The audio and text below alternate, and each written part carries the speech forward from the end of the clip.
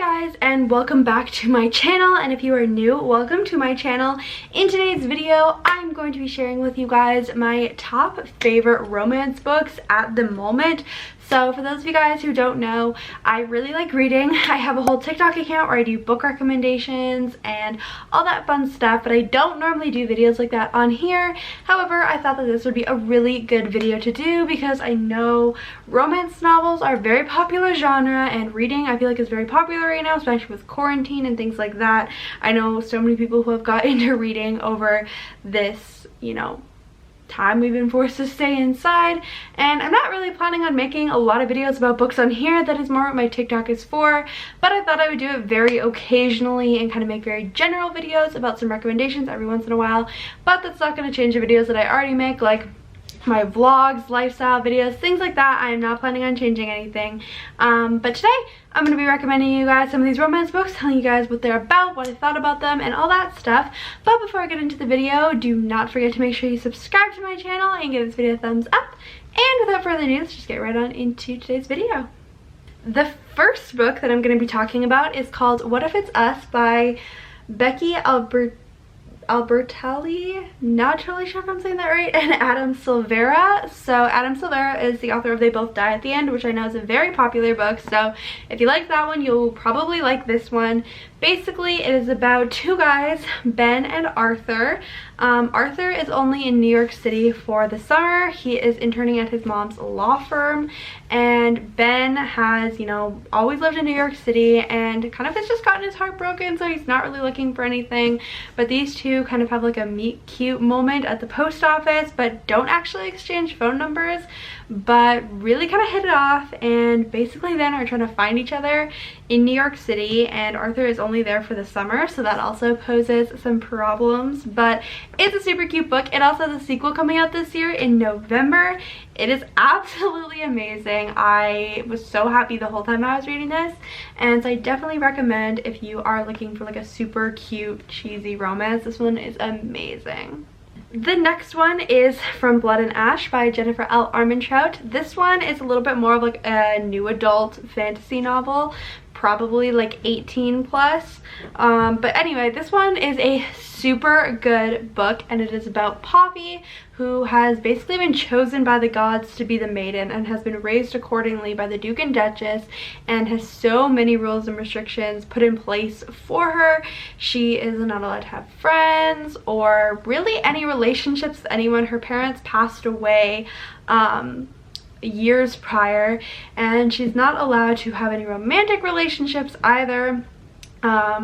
And she was always kind of one to break the rules a little bit, but never too seriously. She was ready to become the maiden and prepare for her ascension, which would be happening shortly at the time that the book starts. But then she meets Hawk, who becomes her personal guard, and stuff really kind of changes from there. This book, I really thought I knew where this book was going, but I promise it goes like a totally different direction.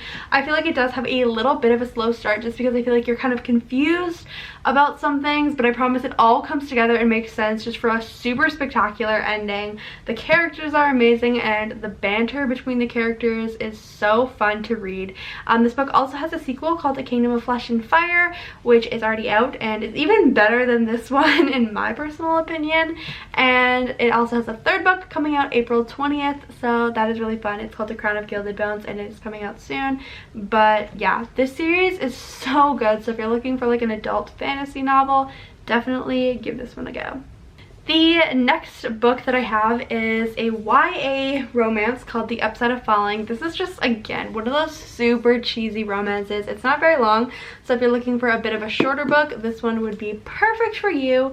But it is super cute. If you really liked To All the Boys I Loved Before, whether that be the movie franchise or the books, this book is for you. It kind of takes another spin on the fake dating trope, but in my personal opinion, the characters in this book The two love interests are much more likable than the characters from To All the Boys I Loved Before. So if that was like one of your issues you had with To All the Boys I Loved Before, definitely recommend giving this one a try. The fake dating trope is so cheesy, but it is so fun to read. And again, it's not super long, so you don't have to commit too much to this book, but it is super good and I highly recommend, again, if you just want one of those like super fun, heartwarming reads. Speaking of fun reads, this book basically is just a giant hit of serotonin. This is an adult romance called Red, White, and Royal Blue by Casey McQuiston. And basically it follows Alex, whose mother is the President of the United States, and Henry, who is the Prince of Wales. And basically they kind of enter into a secret relationship that they are not allowed to be public about. And it's just a super fun novel. Every time I read this book, I was so happy. I just thought it was so entertaining, so much fun. I thought the characters were so much fun to read about. And again, similar to what I was saying for Blood and Ash, their banter was just like up here. It was so good. And this book also has a very interesting plot as well. It takes place during the 2020 election, which the 2020 election is very different in this book than it was this past year. Obviously different characters running for president, but it does take place in our world and kind of set very much in our time period. So there's a lot of references to pop culture and things like that as well, which I found to be super, super cool when I was reading this book. Yeah, and the friendship group is amazing as well. So I know sometimes with just romance books, like if it's like just focuses on the couple and there's not too much else going on, I can sometimes get bored, and I know a lot of other people feel that way as well, especially if you're used to reading like dystopians or fantasy novels. I know sometimes just plain romance can be a little bit hard to sit down and read. However, this is great because it's got a great little friendship circle, as well as, like I said, there's like the whole politics thing and the election happening, so that is also a super big part of the plot line, so you don't have to worry about not enough going on, because this book, it definitely has a lot going on in it. But yeah, again, this one is a standalone. It is adult, but it is so, so good. The next book I feel like is a little bit of a popular one, but I did want to include it because I actually only very recently read this book and fell in love with it, fell in love with the romance. It's one of my favorite romances right now, so that's the reason I wanted to include it.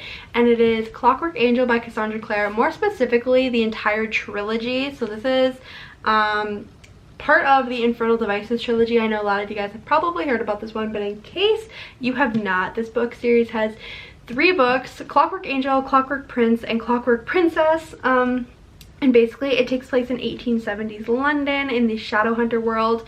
So even if you haven't heard of the Infernal Devices, you may have heard of the Mortal Instruments, which is a book series, as well as it was a movie and a Netflix TV show, so you may have heard of that one. It's a very similar sort of world, except instead of taking place in 2008, it takes place in 1870s, and it takes place in London. So Tessa Gray has no idea about the Shadow World. She has no idea what Shadowhunters are, which are basically a group of demon hunters. Doesn't have a clue what they are, doesn't have a clue that demons even roam the earth. She doesn't know about warlocks, vampires, fairies, you know, all that stuff, which is a very critical component to this book. So it is really cool. It is YA fantasy, so we've got all those fantasy elements in there. And basically, when she comes to London from New York City to visit her brother, she basically ends up in a bit of a compromising situation where she ends up finding out that she has powers that she didn't even know that she possessed. She thought she was just a completely normal human, and then because of that she ends up meeting the Shadowhunters, specifically Will and Jem, who are 2 Shadowhunters, and they are best friends, and she basically ends up in a little bit of a love triangle with them. And if you don't like love triangles, don't worry, I'm not a huge fan of them either. However, this one is an amazing love triangle, and I'm not the only one who thinks that. I know so many people say that this is one of the best love triangles that they've ever read about, and I 100% agree. Both Will and Jem were very good love interests, and honestly, when you were reading the book, you had no idea who you wanted her to be with, and I feel like that's what made it such an amazing love triangle. So definitely recommend that you check out this book. And the series if you're maybe looking for a little bit more of a trilogy. Also super sad as well. I think I cried like more times than I'm proud of over this book, but overall so good. I could not recommend this one enough. And the last recommendation that I'm gonna do. I obviously lost my dust jacket for this one, but it is called Never Always Sometimes. It is a super cute romance standalone again. This is a young adult standalone. And it's really cute. It talks about two best friends who have basically been best friends since like forever, and when they first got into high school, they decided to make a list of really cliche high school things that they didn't want to do. So including like running for prom queen, sitting at the same lunch table every day, like dyeing your hair weird colors, dating your best friend. Hint, hint, I'm pretty sure you can tell where this is going. And they basically just made this list of all the things that they didn't want to do in high school because they were like so cliche, and it was like their nevers list. But then when they get to senior year of high school, they decide that they want to do everything on that list. So kind of over the course of the book, it's them kind of going through the journey of, you know, doing everything on this list, and there's a lot more like fun ones on there too, so it's not just like, oh, they dyed their hair. There's a lot of really fun things that they do in this book, and I don't remember the entire list right now, but I remember this was a super fun read, and it was super fun getting to see them do all of the things that they said that they were never gonna do.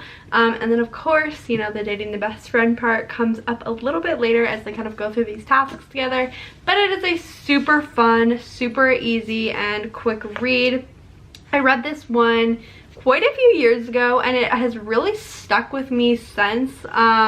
So again, if you want a really quick, cute, fluffy, heartwarming romance read, this book is definitely the one for you. Alright, so that's going to be all for today's video. I really hope that you guys enjoyed it, and then maybe you got some ideas for some books that you want to read. Let me know if you want me to do any other videos of other genres like fantasy, dystopian, contemporaries, things like that, or even if you just want another video of more romance recommendations, I can totally do that. But if you want more recommendations in the meantime before I get around to making those videos, definitely check out my TikTok account because I post on there like twice a day. So there's tons and tons of recommendations out there for like every genre, everything that you're looking for, you will find on there. You can also DM me on there if you have any questions. I check all my DMs on there as well. But yeah, I really hope that you guys enjoyed this video, and I will see you all in the next one. Bye!